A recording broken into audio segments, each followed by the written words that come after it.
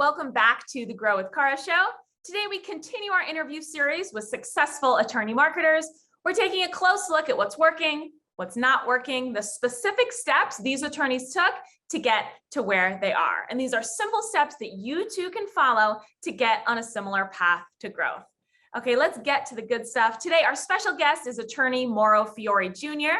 Mauro is the founding attorney of Fiore Legal, a personal injury firm in California. The firm has collected more than $250 million in verdicts and settlements for injured clients. And Mauro himself has tried over 50 jury trials. We're super excited to have him here today. Welcome, Mauro. Thanks for joining us. Thank you for having me. Appreciate it.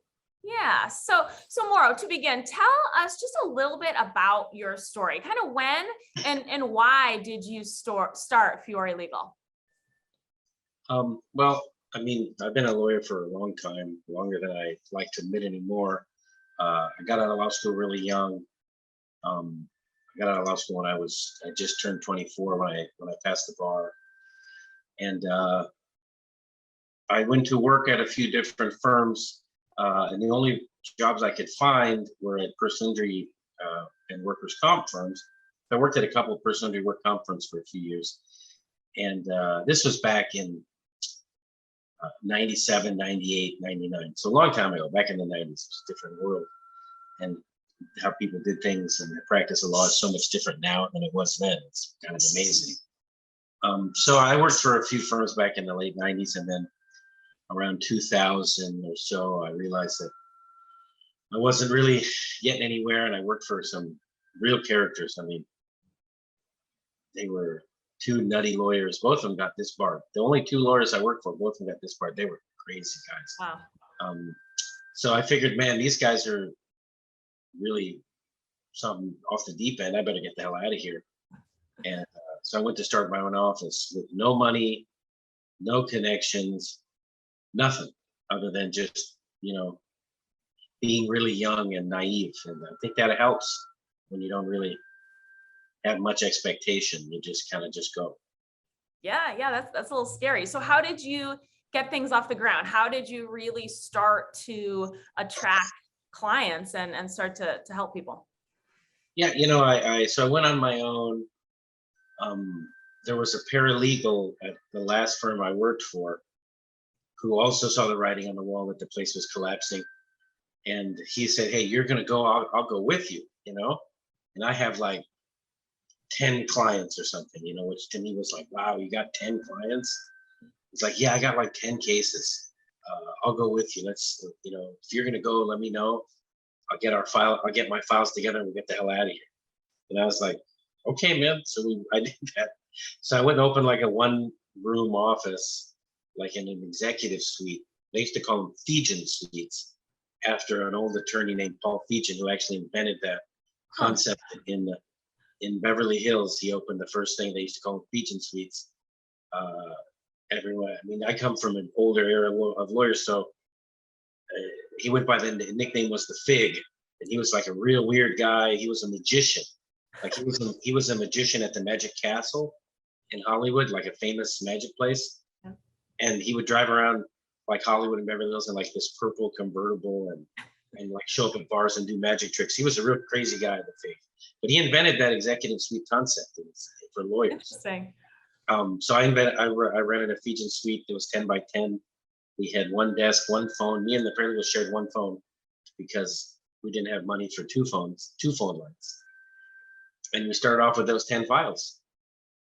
And then he had connections. He knew some lawyers and so that's how, like the old fashioned way. I went and met lawyers that had been in practice a long time, that had cases that they didn't want, cases they were dropping, cases that weren't worth their time and effort.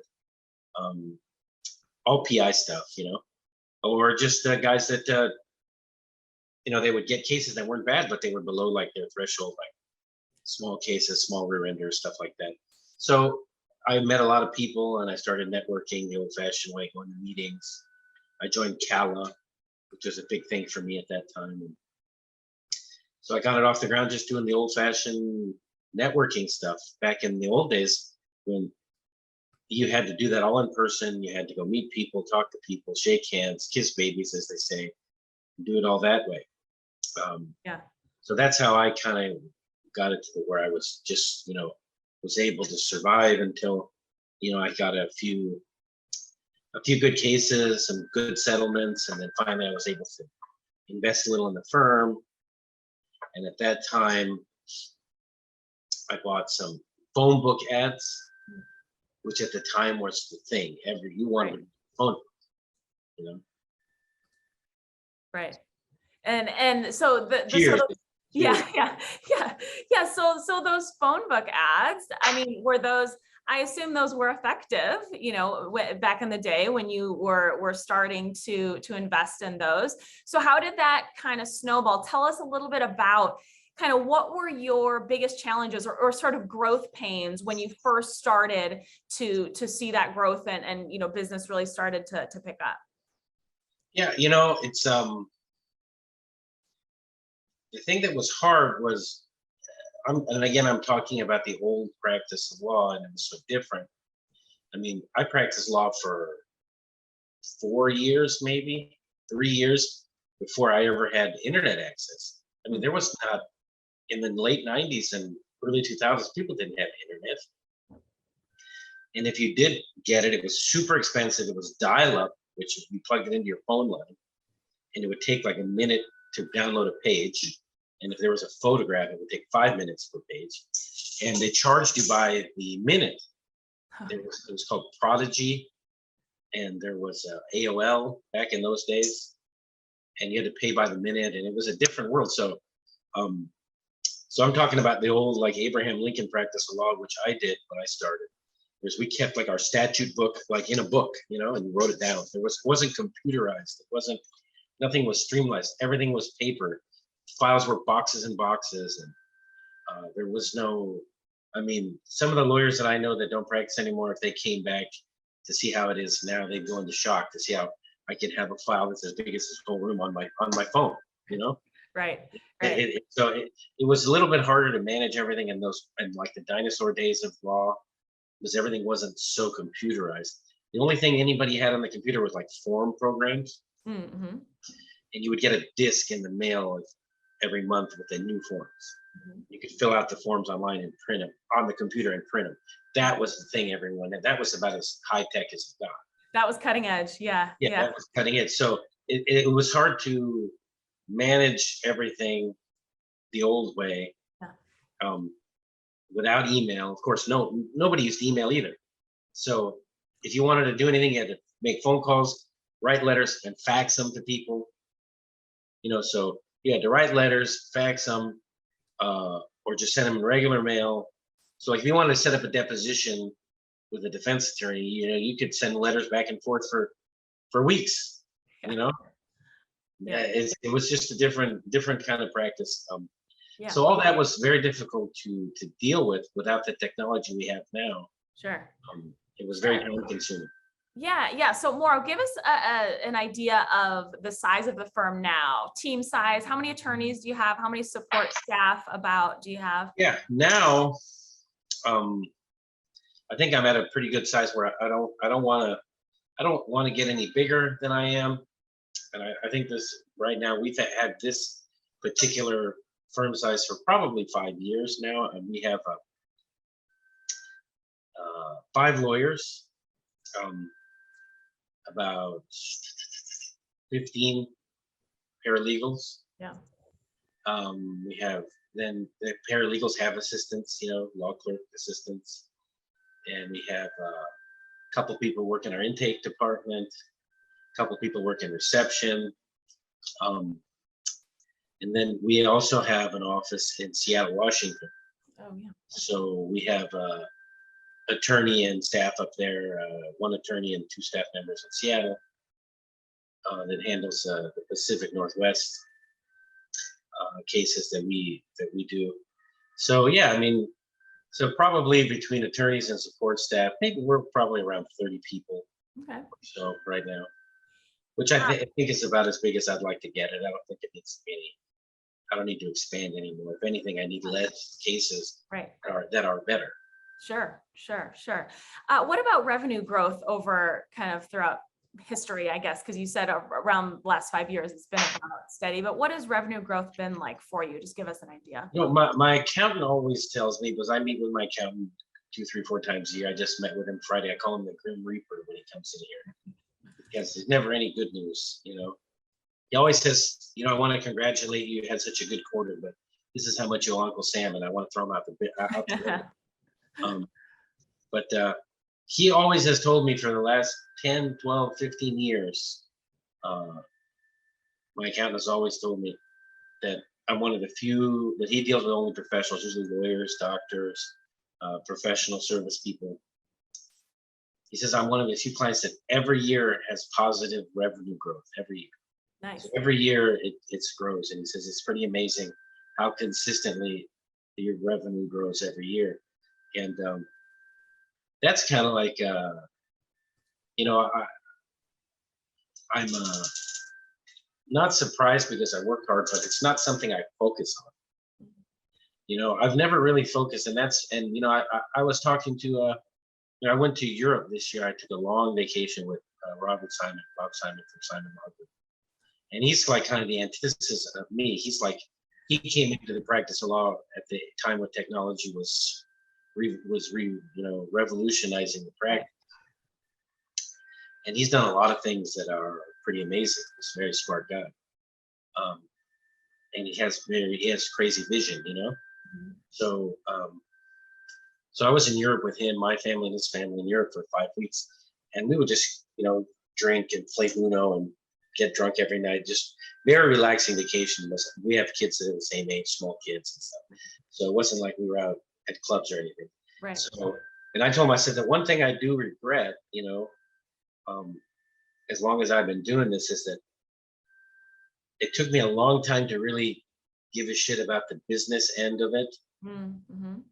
where all I did for, let's say, 10, 12, 15 years was just come to work and try to be the best lawyer I could be.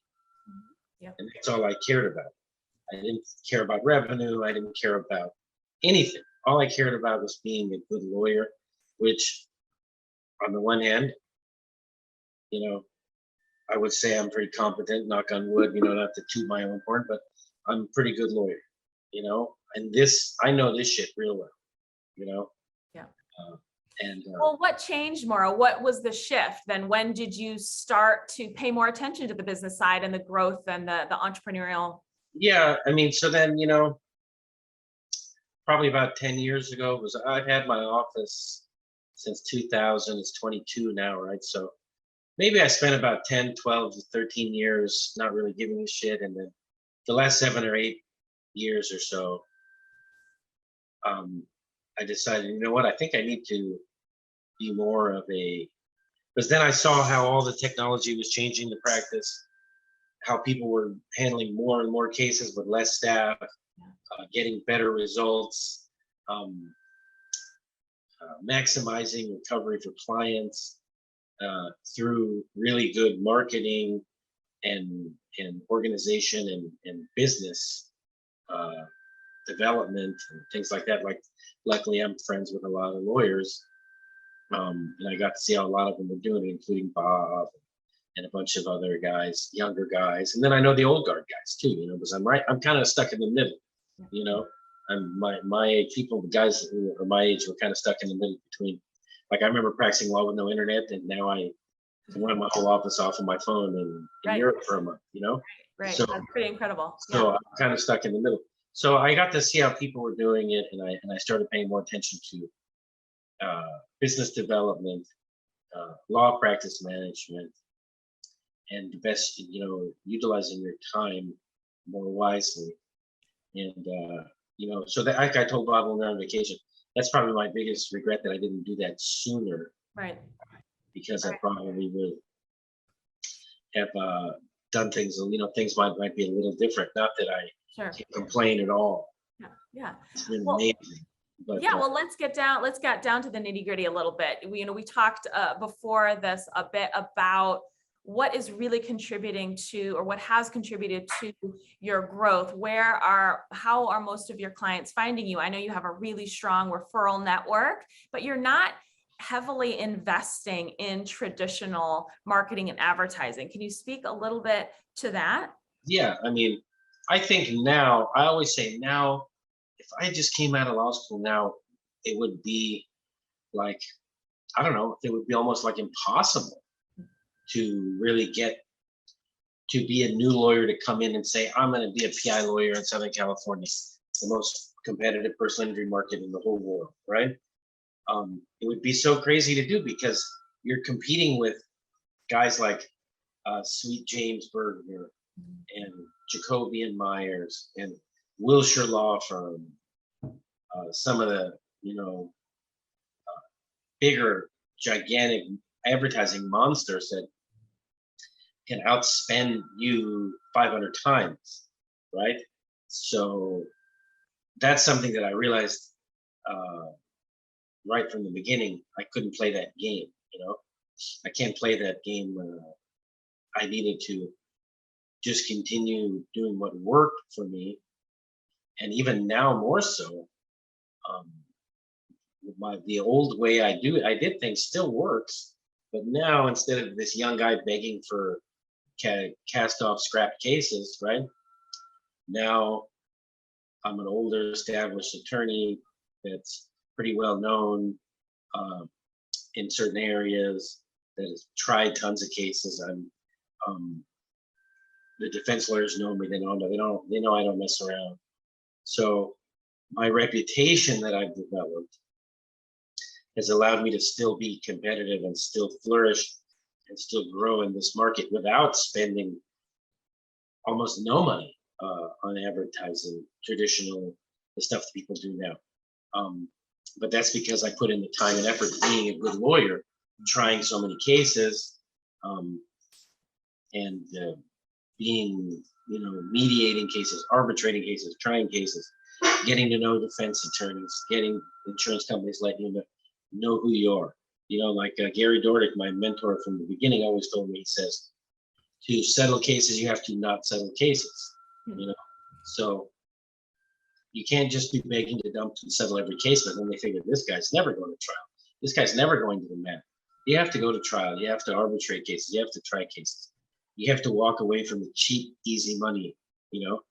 I don't care. I have been practicing law, like I said, a long time, over 20 some years, almost 25 years. I've been broke, as you can believe. I mean, I've been broke down to my last dollar when I was a young lawyer, and I never, even in those days, I would never sell out my client for a cheap settlement. I don't care what. If I had to borrow money, if I had to bring in another lawyer to help me, whatever it is, I've never sold my client out for the cheap, easy settlement. And I'll never do that. Now, especially now, to where I'm more established. Yeah. Now, they're gonna pay real money, or they're gonna go to trial. Right. Yeah, that's admirable. And your reputation obviously has allowed you to really grow this deep, rich referral network. So Mauro, you're a frequent guest speaker at events, webinars, you're often sharing your knowledge. Why do you spend your time educating others? Because I always see it as, I owe it to the profession. The legal profession has been so good to me and my family. And again, I didn't come from any educated, privileged background. I was the first person in my family to be a lawyer or to have any type of professional. My dad, what I got from my dad is my dad was a real hustler. My dad came to this country from Italy, didn't speak English, 6th grade education, but my dad knew how to make money. That was my dad. Oh, my dad's only skill is he knew how to make money. Yeah. And my dad was very personable, funniest guy ever, and but also very good businessman. And my dad wasn't educated, but he could do crazy math and stuff in his head like a computer. Like he was real smart, cool. But he wasn't an educated guy. So I got my hustle from the old man. Yeah. So I the hustle is what I think you either have it or you don't. So if you have the hustle, you'll probably be able to make it in anything you do. Yeah. Yeah. And I assume that these, guest speaking spots, they're, of course you're giving back to the profession, as you say, it's increasing your exposure. It seems like it would be worthwhile to just, to help the firm grow and, further kind of deepen those It referrals. definitely helps your reputation as someone that people like. Every time I speak, and I speak a lot, and I write a lot of articles. I've written articles for a lot of different legal magazines, websites. I wrote a chapter in a book, a trial guides book that was written by Nick Rowley called Running with the Bulls, which I think is one of the best-selling books. I wrote a chapter in that book. Nick asked me to write a chapter in that book about premises liability, because that's kind of what I'm known for, as premises liability. That's what I pretty much in my firm, what we do is dangerous condition cases, private property, public property, slip and fall, trip and fall, dangerous conditions. That's what we're known for. So I do a lot of speaking on that subject because it's outside the norm of what most people do. You can have lawyers that are great lawyers, great personal injury lawyers who spent years in practice, and all they've done is auto stuff, right? Which, like I always say, I wish I wasn't so great at premises cases. The only reason I'm so good at them is that most people don't want them because they're hard, they're difficult, and they want to. I like people who got run over in the crosswalk by a UPS truck as good as the next guy. You know what I mean? But that's never been my reality. My desk is not. That's not Brian Panish's office, where I have those files stacked up to the ceiling. I've been grinding away on tough cases, so I know this stuff. So you have lawyers that are super experienced that don't know what to do with a premises case. Yeah. And so I have guys, so people that hear me speak or read my articles and stuff are a mix of like new lawyers and that call me up and ask me ridiculous questions. But I help, I always give out my cell phone number. It's 310-213-7257. Call me. If I answer, I answer, If I don't, leave me a message. But you call me anytime and ask me a question about a case, I don't care. I mean, people answered my phone when I was a young lawyer or I needed help. People, to this day, I could call my guys and they'll help. I could call Gary Dornick, Bob Simon, Dan Kramer, Tom Fair, Gene Sullivan, Ben Wynn. These are my boys, you know what I mean? Connell Doyle. I could call these guys and they're all marquee lawyers, great lawyers. I'm friends with Arash Hamanpour, one of the best. I can ask Arash anytime about anything and answer the phone for me. So I have that privilege that I can do that.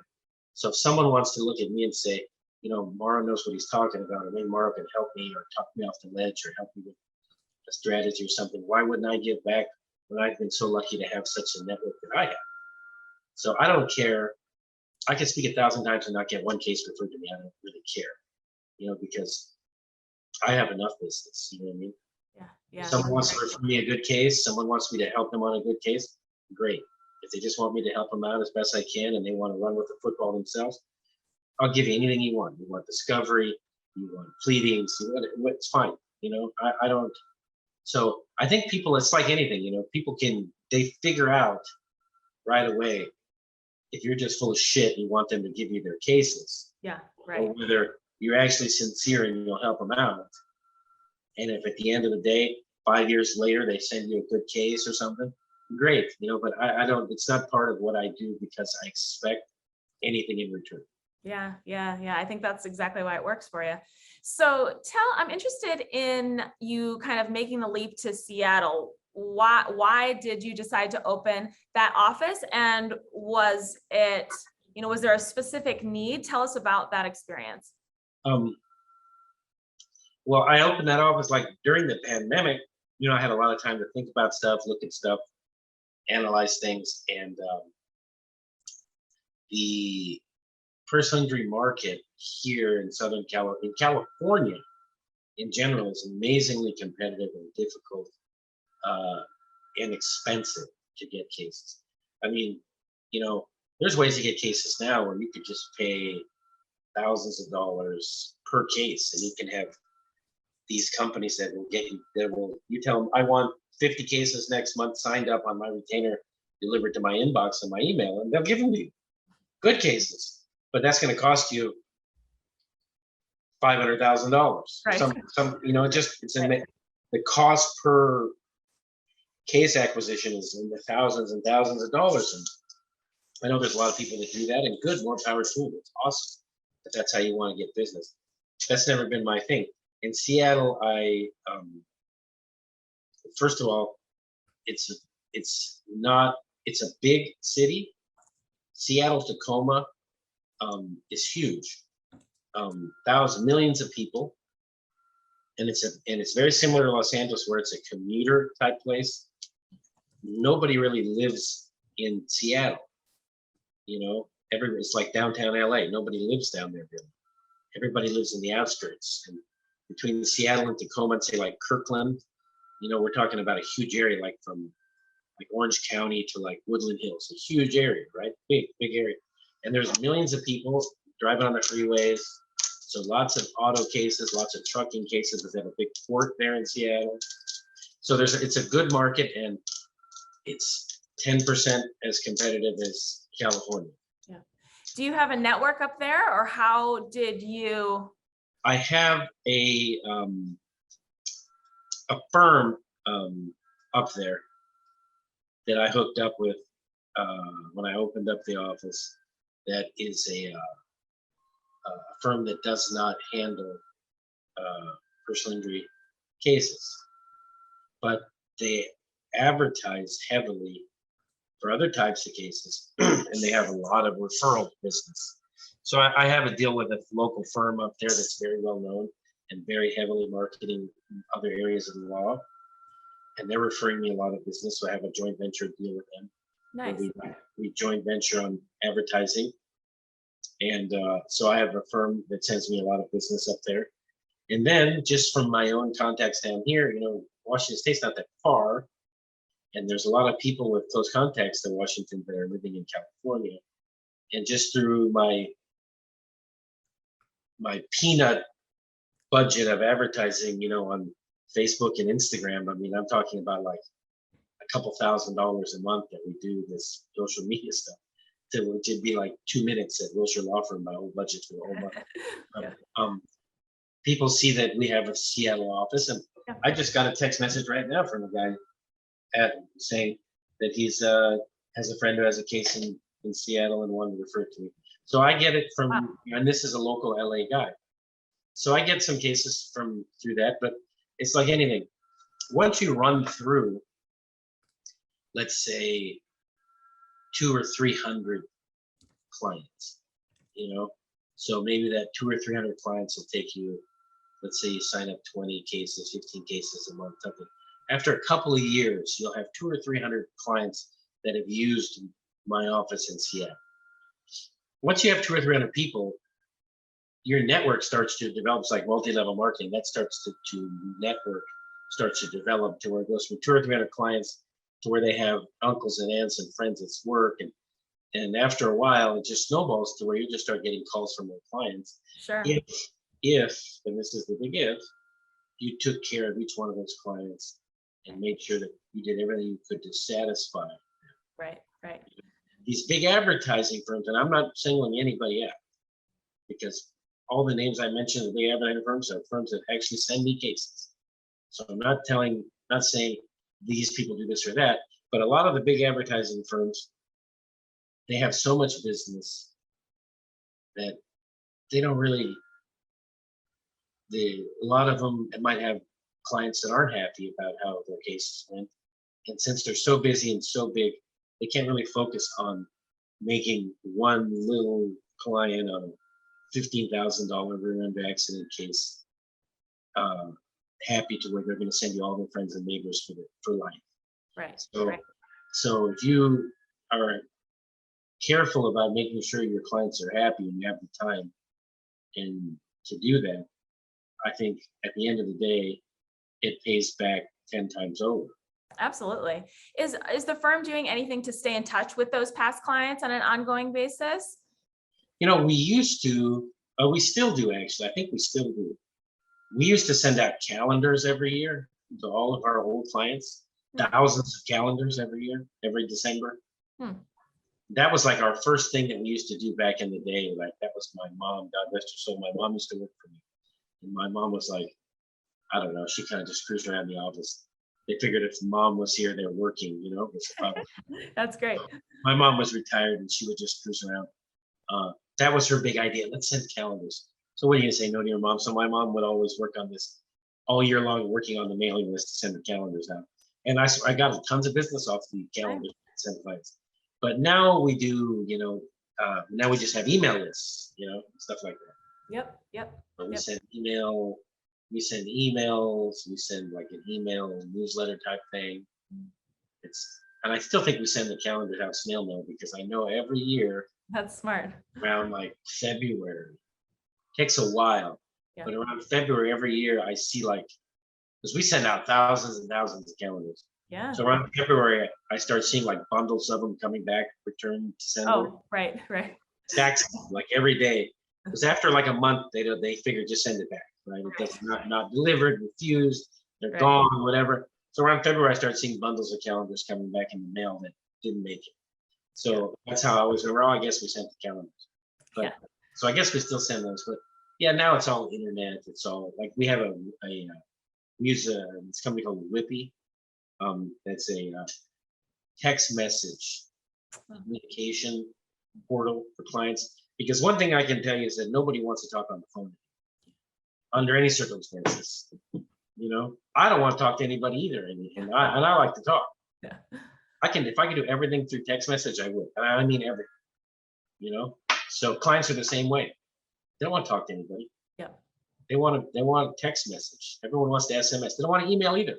They want SMS. Right. We want text. So we have a text message platform called Whippy. Nice. And are you using that for client communication and sort of staying in touch? Just everything. Yeah, that's great. Yeah, you're right. Not only is that the preferred form of communication, but it's, people are so much more likely to check their text messages, right, than their emails, everyone's inbox. Oh, nice. You're having a great afternoon. I appreciate that. Weller Special Reserve. Anyone who's interested. Cheers to that. So it loosens me up on these things. I can tell you're really vibing now. So let's talk a little bit about social media just briefly. So you're at Fiore Legal on Instagram. You put out some great content organically, but you're also putting a little bit of money into some ads. So is social media a sizable lead driver for the firm? Tell us just about your overall social media approach. Yeah, well, again, we didn't really get into it until the pandemic, and then you're sitting at home figuring out what to do, and I started becoming more interested in it because I myself was sitting around watching Instagram because, at some point you run out of shit to watch on Netflix, and the pandemic was rough the first 18 months, and I was just sitting at home. Yeah. So I decided that we would make a launch towards because we had Instagram for a couple of years, but we didn't do shit with it. We would do one generic post every week or something, just ridiculous and horrible posts. Okay. So I said, give me the password to it. I'm going to log into it. I'm going to do some content that's hybrid business personal. And then we hired a slick company to do real professional stuff, posts and videos, and I think they do 3 posts a week, and they put stuff on our stories a couple times a week. Real professional stuff that looks good and is meant to target both clients and lawyers, because I think Instagram, mostly lawyers are watching other lawyers. So right. Good. And then I'm not really one to put myself, if you watched my Instagram stories and stuff, you see a lot of what's going on, what I do with mostly my kids and my family. You won't see me very often. I'm not one of these guys that likes to put themselves out there all the time. And I don't think I have a face meant for radio, not television. No one wants to see this face. So I rarely put myself out there, but my kids are very cute. And my wife's very beautiful. So good. So I mean, you have a pretty loyal following on Instagram, but tell us a little bit about the ads. What type of ads are you running? And the ones that we do I run them with a couple different companies that do non-branded advertising, if you know what that is. I never would have known what that shit was before the pandemic, but it's just basically if you're scrolling through your Instagram or your Facebook or TikTok or you scroll through and there's ads that pop up. So the non-branded advertising is where it just says, "Hey, were you in an accident? Did you get bitten by a dog? Click here for more information." That kind of stuff, which I think they must have to send millions of them out to get enough people to click on them. But so I like get involved. I'm involved in some of those non-branded campaigns where people click on it, and then depending on where they're clicking on it from, then it sends you to like, okay, someone that can basically they say, okay, well, you were in an accident in Seattle or you're in an accident in Los Angeles. Yes. You answer like 5 questions. Would you like a lawyer to contact you? Yes. And then that lead gets sent to us. And then we contact the lead and say, hey, you saw us on Instagram or TikTok. We're getting back to you about this accident we're in 4 days. So that's the stuff that we do on social media, Facebook, Instagram, TikTok, the non-branded lead generating stuff. Is the non-branded, are those ads generating quality prospects for you? Yeah, when you work through them, because I would say that probably the retention is probably 25%, maybe 20% of the leads that come through that, which is not bad. No, that's good. That's really good. And you're spending what, a couple $1,000 a month or? Yeah, $2,000 a month on those non-branded ads. Okay. Well, man, that's pretty good. Just, and some of them are, where you're gonna slip and fall or, whatever it is that catch people's attention. I don't know how they decide to send this stuff out, but or who they target or how they do it is beyond my comprehension on that. Sure. Yeah. But that stuff has worked enough, but it's nice to just have that kind of like as another, hook in line in the water, right, on everything else that we do. We used to do more traditional like fine law and all that, but that stuff is very expensive, doesn't really work. So we don't do fine law anymore. Never worked for us. Maybe it works for some people. We used to do a company called Nolo Press, which does like self-help legal books. We used to advertise with them. Didn't really work too good. One that worked for a long time that works. Oh, it wasn't that expensive and it worked pretty good. There's one called Yodel. I don't know if you ever remember Yodel. It was like legal online marketing. Right. It got bought out by some big company. I can't remember the name of the company that bought out Yodel. But once Yodel got bought out by another company, it totally changed and it wasn't working anymore. We canceled it. But yeah, so I mean, I've tried these different things, but I've never gone that heavy on them where, I mean, I've spent up to $25, $30, $40, $50,000 a month even sometimes doing this stuff. Not all the time, but I've had months where I've put big money into it. For me, 50 grand is a lot. Yeah. For some of these firms, that's like one afternoon on TV commercials that they run all day, every day. So for me, I've spent significant amounts of money based on my own comfort level on that kind of stuff. And some of it's worked, some of it hasn't. But I don't think I've ever really lost money on any of these campaigns. Yeah, that's good. I noticed you have a pretty slick settlement calculator on your website where a visitor can enter some basic information about their situation, get an estimate on how much their case is worth. Is that a popular tool on the site? Does that deliver quality leads? Yeah. No, as a matter of fact, I got a few lawyers, friends of mine who have seen that and texted me, man, that's good. That's genius stuff. And I'm like, I wish I could take credit for it, but one company that I worked with, one of the guys is like, how do you tell, how do you know how much a case is worth? I told him, well, it's really hard, but these are some factors. And then the guy's like one of these computer guys, and he came up with kind of like an algorithm, and believe it or not, the settlement calculator is actually not really that accurate, but pretty accurate. That's pretty amazing. That's like that company is the one I called Whippy.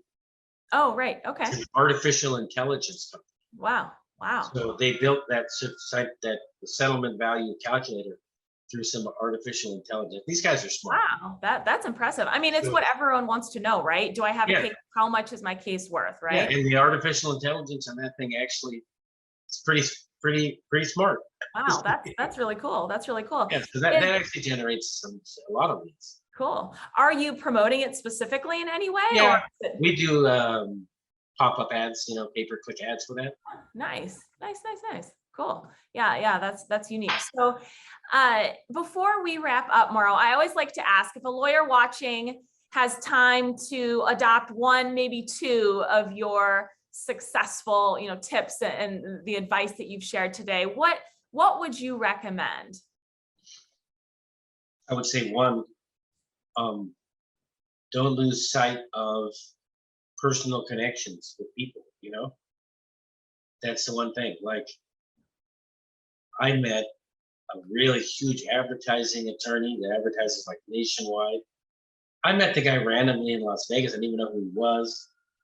I met him in Vegas during one of these conventions. He told me who he was, and we talked. He had a couple of drinks. I ended up playing blackjack with him, and just became friends with the guy before I never even talked to the guy about business. We just became friends, and I hung out with him that whole weekend in Vegas. And then when we came back, he had like his assistant call me and said, "Hey, you want to come down to the office, talk about maybe we can send you some cases."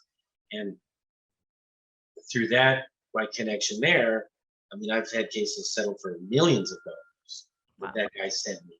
Wow. And so don't lose sight of the fact that it's still a people business. This is a people business, Being a trial attorney is a people business.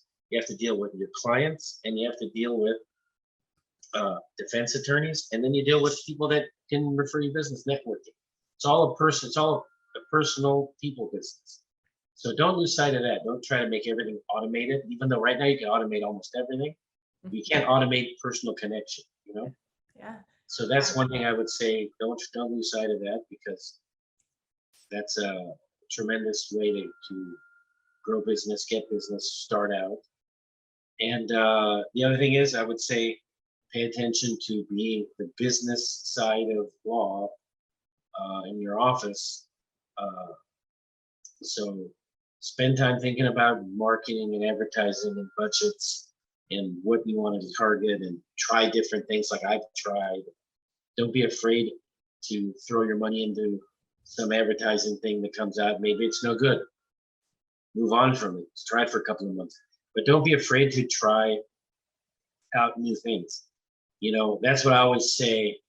And I tell court reporters or interpreters or medical record copy services, they always tell me, because they know I know a lot of people, So they're always telling me, "Mauro, can you refer me to your friends?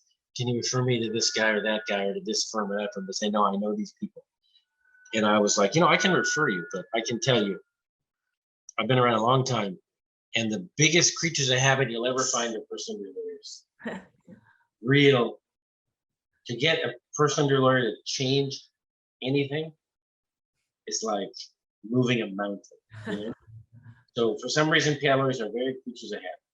So that's the thing, you have to overcome that what's been working mentality and try to broaden your horizon and try to see what else might be working.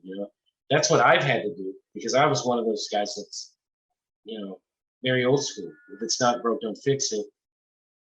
I've been really, like I said, the law's been good to me, and I've been 500 times more successful than I ever imagined. I went to an unaccredited night law school, like in an office building. Okay, so from where I came from, an unaccredited school, young guy, didn't know shit. I've been wildly successful based on what I expected when I got out of law school. Very cool.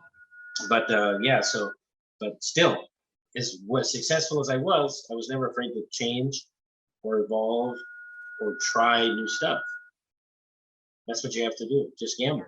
Yeah. Yeah. I love your story. I love your advice. Some of my interviews, the takeaways are obvious, and others less so. In this interview, they were a bit more hidden. So I want to provide some takeaways. So from Mauro, I see these potential takeaways for you. One, focusing on a difficult niche, right? Mauro has acquired special expertise in premises liability specifically, whose cases are more challenging than the typical auto case and thus more likely to be referred out. My previous guest, Tina Ojagian, she also did the same thing with traumatic brain injury cases, as did Bob Simon with spine injuries. So focusing on a difficult niche. Number two, unbranded advertising can work, right? Mauro's spending just about $2,000 a month, but the source of leads is material. It's a good source of leads for him. Number three, gaining a lead source before opening a branch office, right? It's critically important to plan your marketing before you expand or before you launch. In this case, Mauro partnered with a non-competitive local advertiser. And then number four, joint venturing on advertising, right? This same tactic, partnering with a major advertiser, can be used to boost business at your existing office or your existing offices. Okay, big thanks to Mauro for sharing his expertise and experience with us today. It was a lot of fun learning from him. Everyone, be sure to join us for the next episode of the Grow with Kara Show happening very soon. Have a great day. Take care. Bye-bye.